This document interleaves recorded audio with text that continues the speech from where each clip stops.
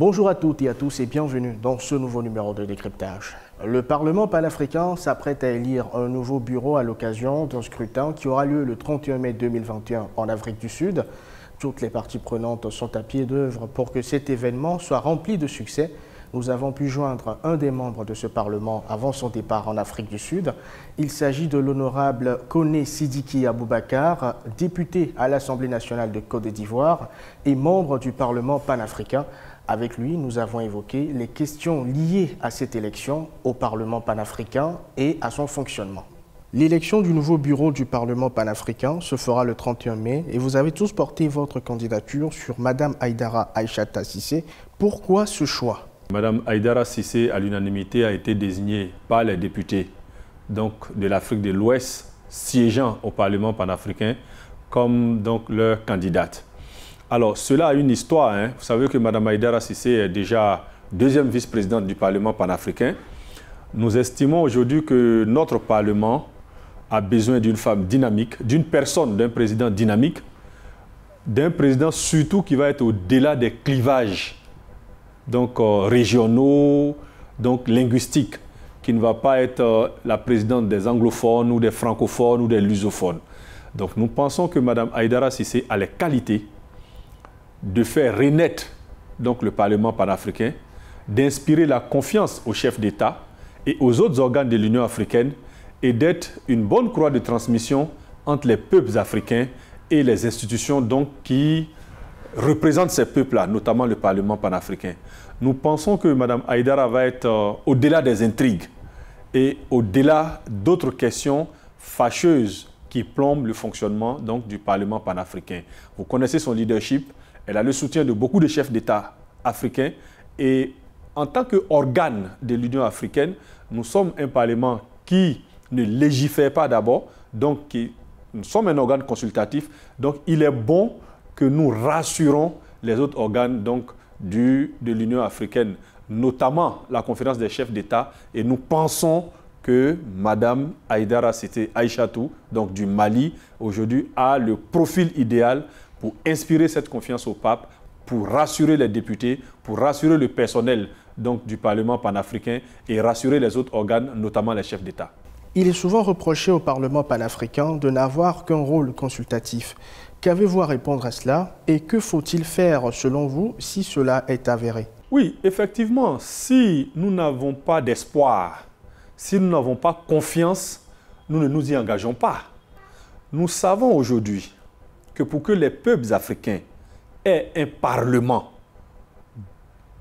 qui mérite d'être appelé parlement, parce qui va légiférer pour les Africains, pour les populations, il faut donc que nous passons d'état consultatif à état qui légifère, je veux dire.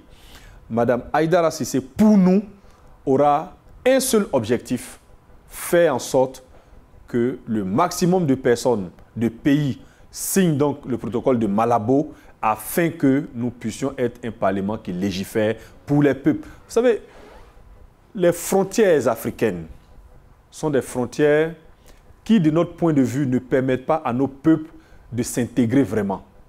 Et si l'Union africaine est en train de travailler pour une union des peuples et non seulement des institutions, il est tout à fait indiqué qu'on ait un Parlement, car le Parlement demeure la chambre des représentants des peuples. Quel bilan pouvez-vous faire des actions de cette institution dans le règlement des conflits en Afrique?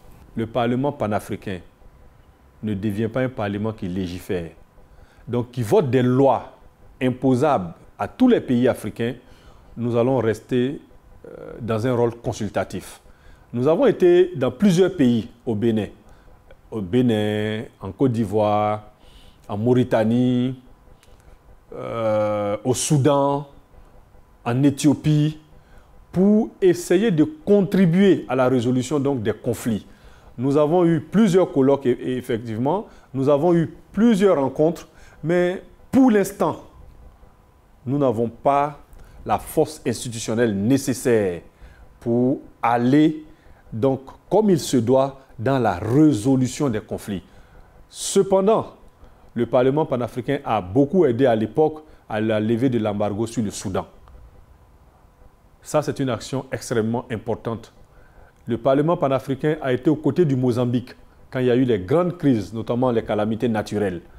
Et nous avons été aux côtés du peuple du Niger. Moi-même, je suis allé au Niger pour voir nos frères réfugiés là-bas. Et je voudrais saluer donc le président du Parlement du Niger et de tout le peuple nigérien qui nous ont accueillis avec beaucoup d'hospitalité africaine. Donc, c'est un processus. Nous sommes dans un processus. Dire aujourd'hui que nous sommes satisfaits donc, du bilan du Parlement panafricain ne serait pas totalement indiqué. Par contre, nous avons confiance en l'avenir. Toute chose commence doucement et arrive à maturation. Nous sommes en train de lancer les jalons d'un grand Parlement pour l'Afrique et donc nous n'avons pas à nous décourager, nous n'avons pas donc à lésiner sur les moyens. Nous y arriverons. Les générations futures prendront le relais, mais nous sommes convaincus que l'Afrique aura un Parlement pour le bonheur des peuples africains. Quelle action forte le Parlement africain a-t-il pu apporter au continent africain en cette période de pandémie? Justement, le Parlement même est victime de la pandémie aujourd'hui. Vous savez que depuis l'avènement de cette pandémie, nous n'avons pas encore pu nous réunir en tant que Parlement, eu égard aux mesures barrières. Donc, l'Afrique du Sud avait des clauses qui ne nous permettaient pas d'avoir des réunions de plus de 50 personnes. Ces clauses-là sont levées aujourd'hui. Donc, nous pensons que le Parlement, désormais, va jouer son rôle dans la sensibilisation des populations, dans l'éducation, dans le plaidoyer pour les peuples africains.